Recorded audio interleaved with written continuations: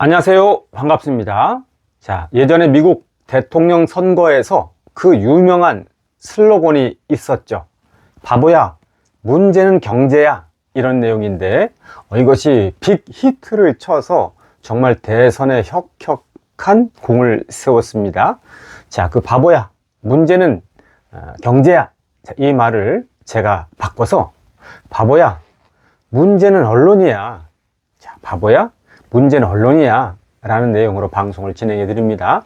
한국 사회에서 언론이 가장 큰 문제다 라는 그것은 지금 대두된 이야기는 아니고요, 아주 오래전서부터 한국 사회를 바꾸고 새롭게 하려는 인식을 공유했던 사람들이 첫 번째로 가졌던 그 생각, 공유된 인식은 뭐냐면 언론이 제일 문제다, 정치보다도 언론이 더 문제다, 이렇게 경제보다도 언론이 더 문제다 라는 겁니다.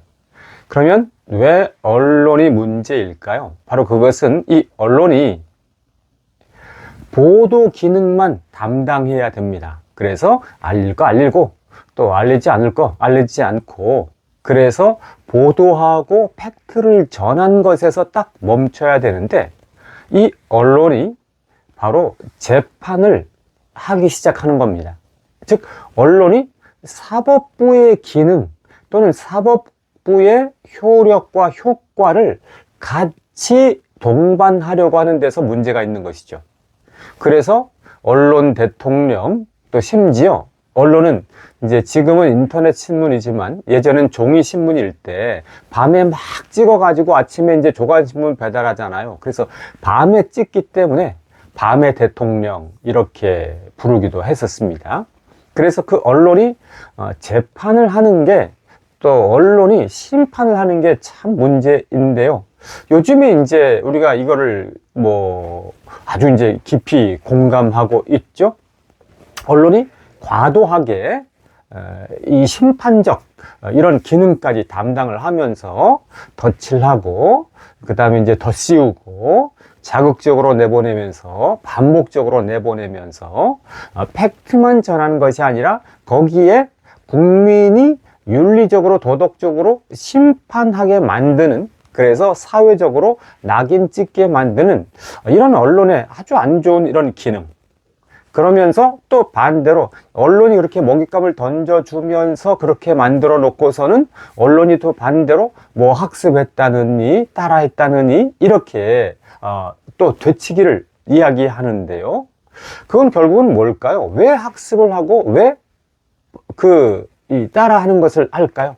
팩트만 전해서 한두 번 하는 것이 아니라 계속해서 또 보여주고 또 보여주고 반복해서 확대 재생산하고, 그걸 또 이제 빨아들이기 쉽게 자극적으로 내보내고, 이렇게 하면서 이것이 이제 이 언론이 안 좋은 그 심판 기능, 언론이 보도 기능을 넘어서서 심판 기능까지 그 안에 이제 장착을 했을 때, 이것이 이제 언론의 가장 큰 문제라고 이렇게 얘기할 수가 있는 것이죠.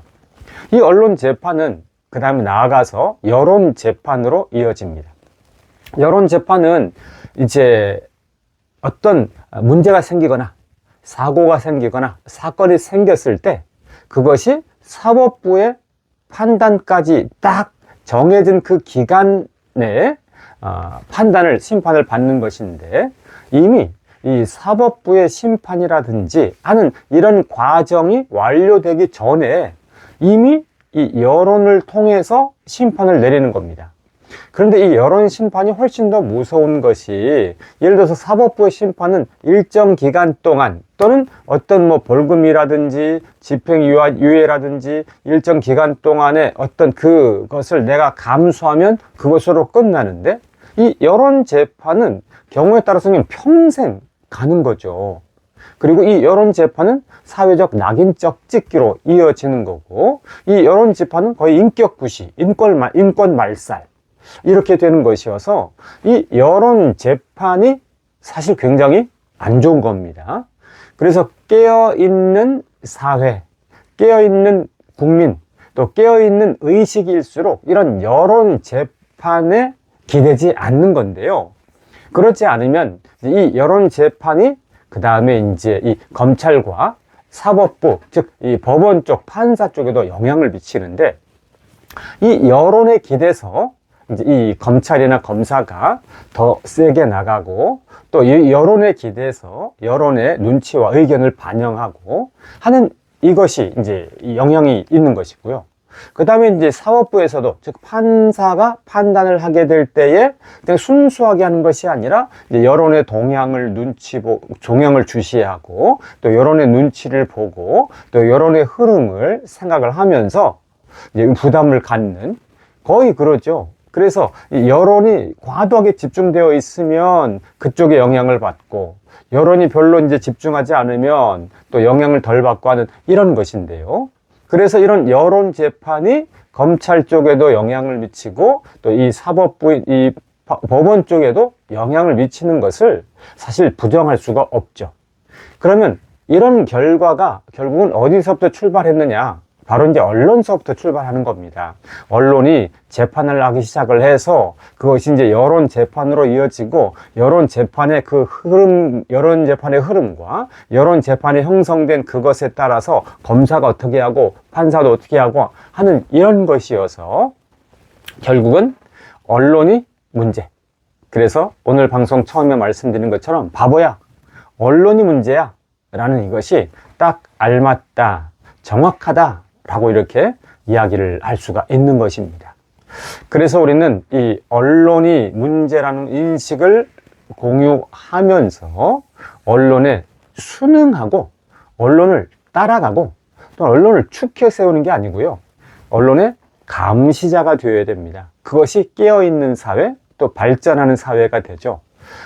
이게 쉽게 말하면 미개한 사회일수록 언론의 지배를 받습니다. 그런데 이제 성숙하게 되면 이 언론과 대중이 동등하게 됩니다.